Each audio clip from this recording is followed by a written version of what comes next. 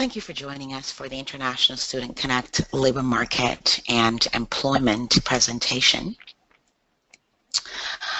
We are going to talk to you a little bit about the Canadian labor market and some of the employment resources that will be available for you.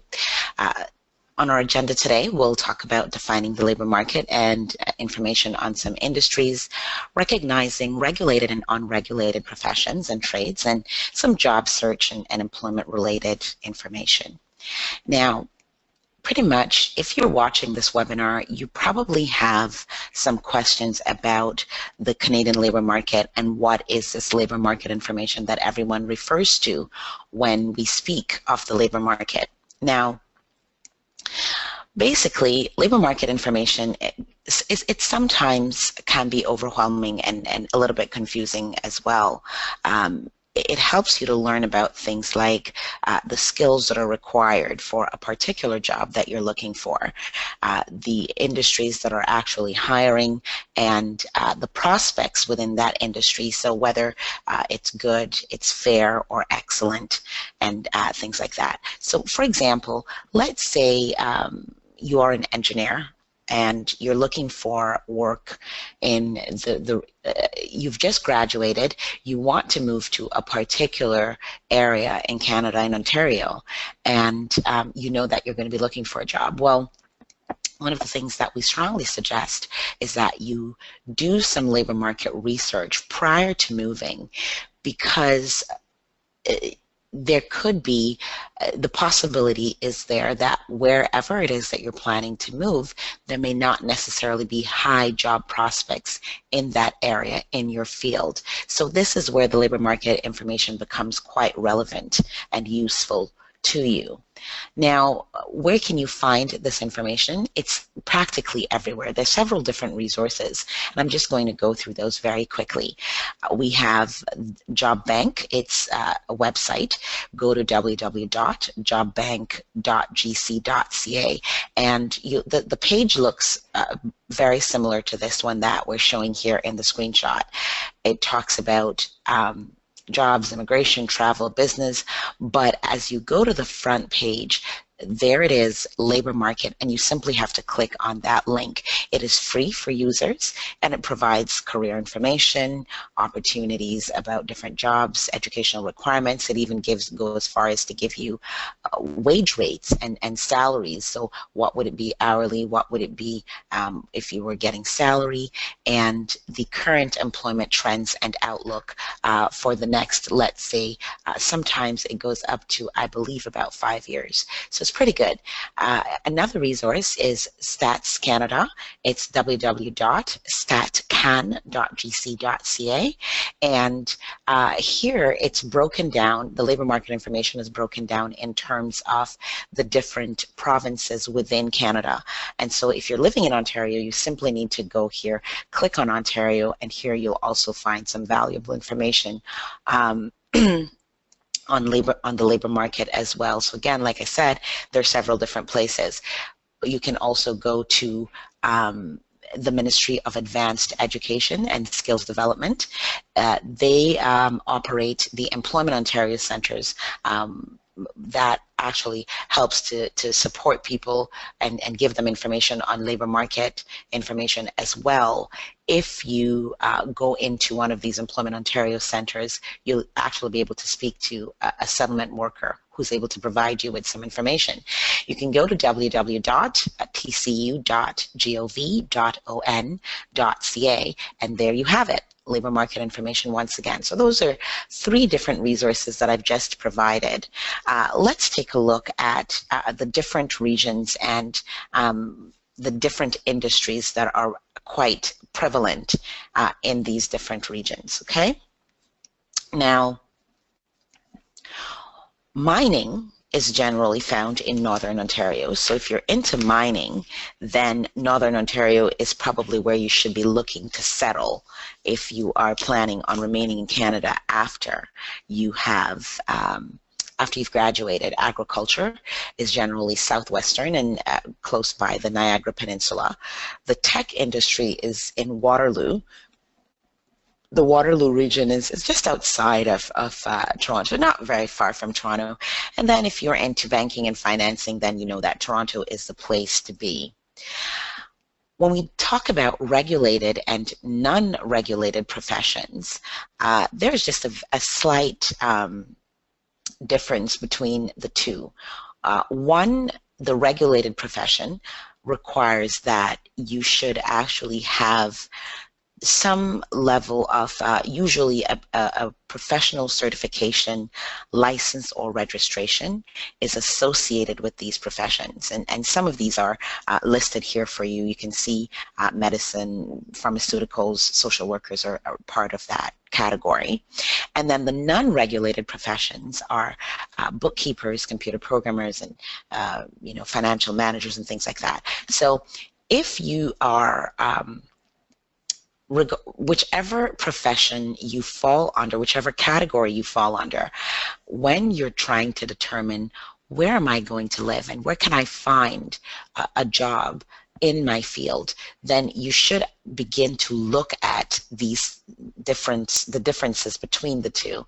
You may find additional information on these at www.cicic.ca or www.settlement.org. You'll gather a lot more information there.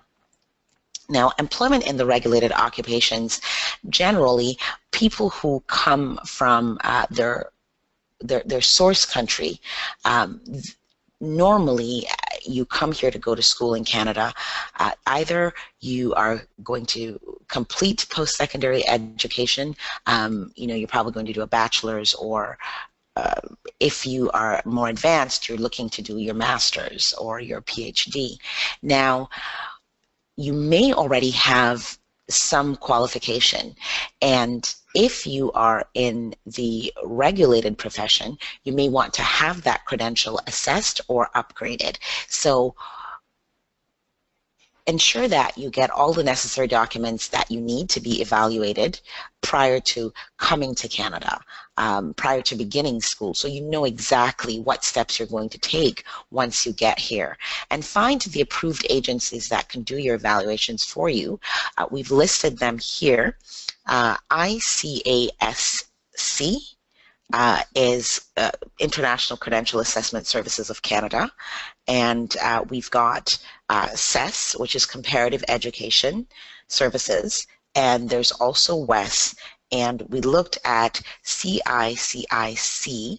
They are the Canadian Information Centre for International Credentials, and you can go to any of these websites to learn a little bit more about having your credentials assessed and further need for testing, especially when you are when you're looking for employment in the regulated profession.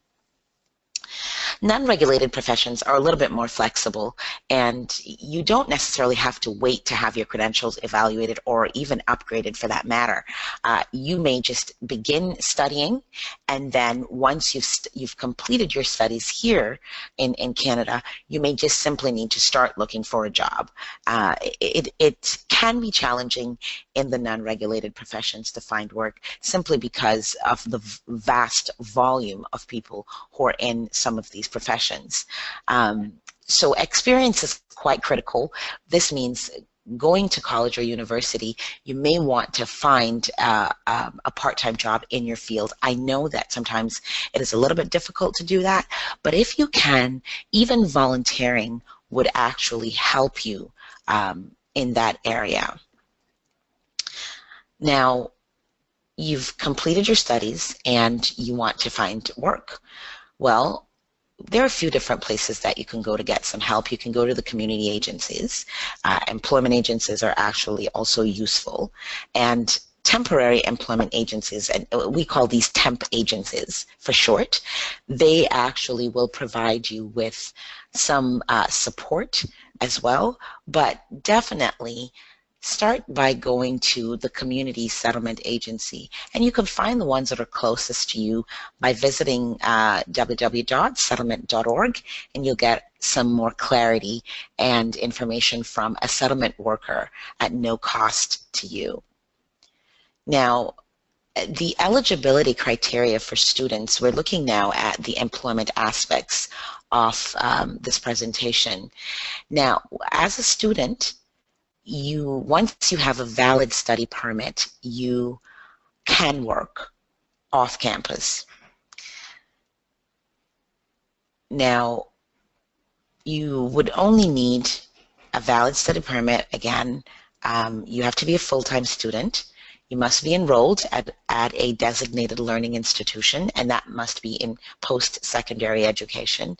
If you're in Quebec, it's a vocational program. It also qualifies, or you're enrolled in any other professional training programs. Now, if you're looking for work off campus, the eligibility criteria for you to work off campus is that you're studying in Canada, and you may work up to 20 hours per week with your study permit full-time during the winter and summer and spring breaks. If you need more information about this, please visit www.cic.gc.ca /English/study/study-assess.asp, and there is a self-assessment tool that is located on the Immigration, Refugee, and Citizenship Canada website that is listed or that I just explained. Please do use that self-assessment tool, and that'll help you to understand what is the criteria for you to find a job and are there any additional exemptions. You will need your social insurance number or your study work permit. You'll need a resume and a cover letter and some references. Your professors generally can provide you with references depending on the type of job that you're looking for. There are some online resources in terms of job sites that you can look at when you're looking for work. Ontario.ca is one of them, workingincanada.ca, monster.ca, workopolis.ca, workinculture.org, charityvillage.org, settlement.org, and ontarionursing.ca for those who are in the nursing profession. So there are various different channels that you can use. Like I said earlier in the presentation, you could go to an employment agency, you could go to a settlement agency, and they will guide you further, but you can also start that process through visiting these websites and helping yourself. A work week, when you decide to work, is considered a recurring period of 7 consecutive days. Now, these days may not necessarily be Monday, Tuesday, Wednesday, Thursday. Your work week could start on Wednesday. Your work week could start on Thursday, but they are consecutively, so you could work Thursday, Friday, Saturday, Sunday, Monday, and then you're off. Or Thursday, Friday, Saturday, Sunday, Monday, Tuesday, Wednesday, again, that's the 7-day period, the 7-day cycle, and you're entitled to your days off, 2 days off during that work period. Minimum wages in Ontario actually changes. We're going to be changing that minimum wage come January. The lowest amount that an employer can pay you, can legally pay you, is what is considered the minimum wage. And you should definitely go to the labor market website, www.labormarket.gov.on.ca, and gather some information on that, because you are a student, and simply because you're a student, you could actually run into some difficulties with some shady employers. So please do know your rights. Ontario has more than one minimum wage. There is a general minimum wage rate for students. If you work less than 28 hours weekly, you will receive the student minimum wages. Now, if you work more than 28 hours weekly, you should receive the general minimum wages. But again, if you don't understand your rights, you could find yourself in a situation where the employer, you're working more than 28 hours, but the employer is still giving you the student minimum wage. So definitely check that out. Right now, minimum wages as of October 2016, which is when we had screenshot this from the labor markets website. It was $11.40 per hour. It has since gone to $11.60 for the general minimum wages. The student minimum wage changed to $11, and then there are some additional changes that were made. Come January 2018, the minimum wages are going to go to $14 an hour. So please do visit the labor market website to gather the most updated information at this point. There are some minimum wage provisions under the Employment Standards Act. Again, please do visit the labor markets website for more information.